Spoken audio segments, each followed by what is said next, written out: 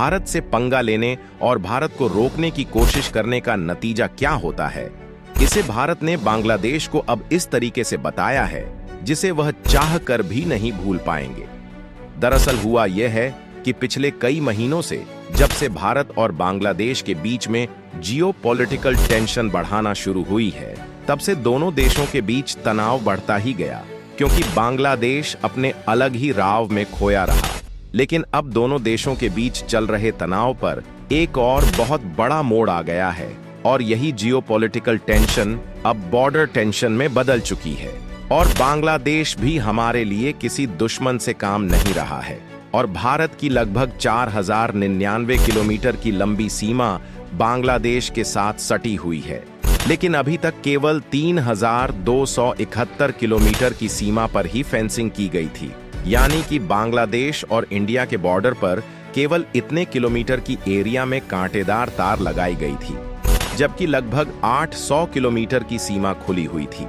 लेकिन हाल ही में जब बांग्लादेश की तरफ से भारत में आतंकी और स्मगलर के घुसने के केस बढ़ने लगे, तो हाल ही में इस साल 2025 में भारत की बीएसएफ ने बाकी के एरिया में भी बॉर्डर की फेंसिंग करना शुरू कर दिया। इसके बाद बॉर्डर पर की जा रही फेंसिंग के काम को उनके बॉर्डर सिक्योरिटी गार्ड ने रोक दिया, और उनके द्वारा खबर चलाई गई कि अगले महीने ही बांग्लादेश के जो भारत के साथ बॉर्डर एग्रीमेंट है उनको इन लोगों के द्वारा कैंसिल कर दिया जाएगा। लेकिन उनकी तरफ से भारत को यह चेतावनी देना इन पर किस तरीके से भारी पड़ जाएगा, इन्होंने सोचा भी नहीं था, क्योंकि भारत वाकई में भारत क्या चीज है। भारत की तरफ से बांग्लादेश को पहली बार दिखाया जा चुका है, और खबर निकल कर आ रही है कि भारत ने बांग्लादेश को कह दिया है कि बॉर्डर मैनेजमेंट का जो भी प्रोटोकॉल है आप इसे चुपचाप फॉलो कीजिए। और भारत ने बांग्लादेश को सीधे तौर पर यह भी कह दिया है कि हमारी बीएसएफ द्वारा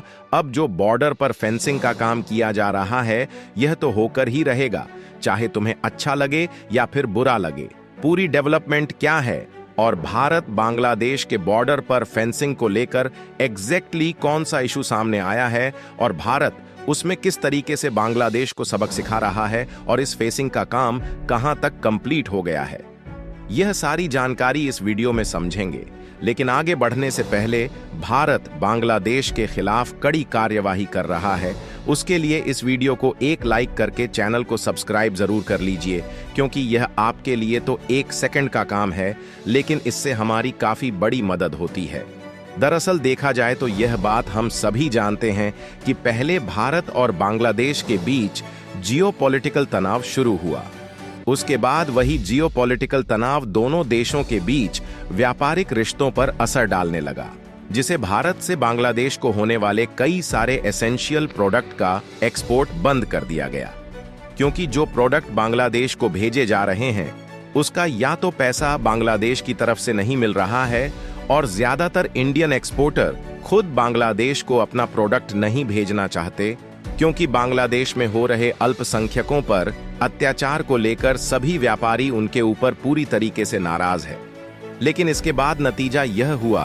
कि एक तो बांग्लादेश में तख्तापलट होने से पहले ही उनके यहाँ के जो गारमेंट्स कारखाने हैं जिनसे उनकी मुख्य रूप से कमाई होती थी, वह कारखाने ज्यादातर बंद हो गए। और कारखाने बंद होने का मुख्य कारण यह है कि न तो समय से बांग्लादेश को बिजली की सप्लाई मिल पा रही है, और ना ही वर्कर को पेमेंट मिल पा रहा है, जिससे लोगों का आम तौर पर रोजगार भी चला गया। और फैक्ट्री में ताला लगने से बांग्लादेश की जो विदेशों में गारमेंट्स और टेक्सटाइल एक्सपोर्ट करने से कमाई हो रही थी, वह भी पूरी तरीके से बंद हो गई। इसके परिणाम स्वरूप हमने देखा कि बांग्लादेश की महंगाई तेजी से बढ़ने लगी, और खासकर खाने पीने की चीजों की महंगाई तो मानो 7वें आसमान की ऊंचाई छू रही हो। इसके बाद बांग्लादेश में कीमतें बढ़ने से इंडिया बांग्लादेश बॉर्डर पर अवैध रूप से व्यापार बढ़ गया। अवैध रूप से इतना ज्यादा व्यापार बढ़ गया कि बांग्लादेश के स्मगलर तो गोल्ड के बदले भारत से चोरी छुपे चावला जैसी खाने पीने की चीजों को खरीदने वालों। और इसी बीच हाल ही में एक घटना और सामने आई, जिसमें बांग्लादेशी स्मगलों ने हाथ से बनी सिगरेट, जिसे बीड़ी कहा जाता है, उसके गठानों को लेकर भारतीय सीमा पार करने की कोशिश की। और इस दौरान गश्त कर रहे 2 बीएसएफ जवानों ने यह रोकने की कोशिश की। यह घटना जनवरी 2025 में त्रिपुरा की है। जब बीएसएफ के जवानों ने रोकने की कोशिश किया तो ग्रामीणों के समर्थन से बांग्लादेश ही स्मगलर्स ने ड्यूटी पर तैनात बीएसएफ जवान पर धारदार हथियारों से हमला किया और बीएसएफ के हथियार को भी जीने की कोशिश किया।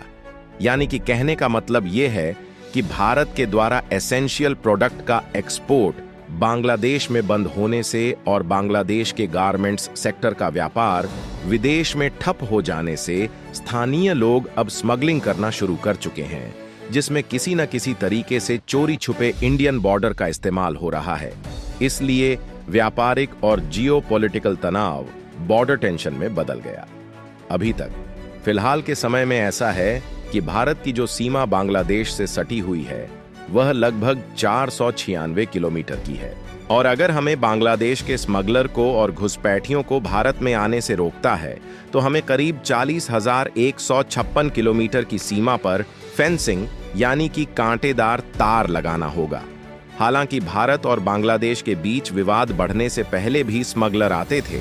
इसीलिए साल 2020 के समय में ही लगभग 3,000 किलोमीटर की सीमा पर भारत ने कांटेदार तार लगाकर फेंसिंग कर लिया था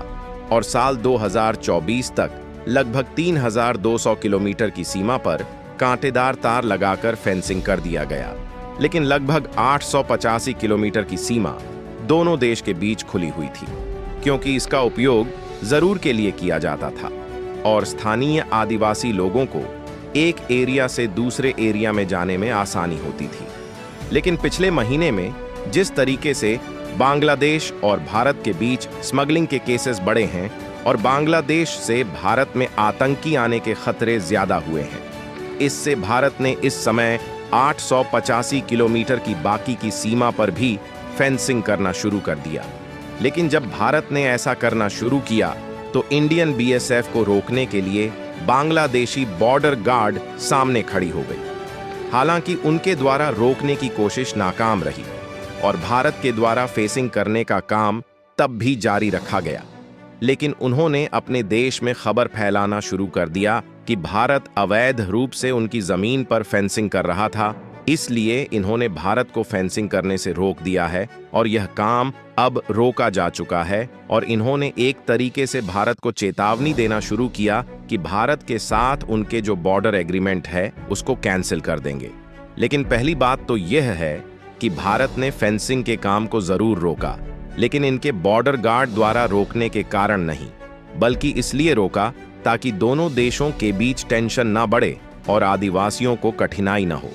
हालांकि इसी बीच इन्होंने भारत को सामान भेजा ताकि बॉर्डर की फेंसिंग रोकी जा सके और हमारे फॉरेन इनवॉइस जो प्रणय वर्मा जी हैं उनकी बांग्लादेश के साथ मीटिंग हुई। लेकिन इन्होंने साफ साफ कह दिया कि पुराने बॉर्डर एग्रीमेंट को ही इंप्लीमेंट किया जाएगा।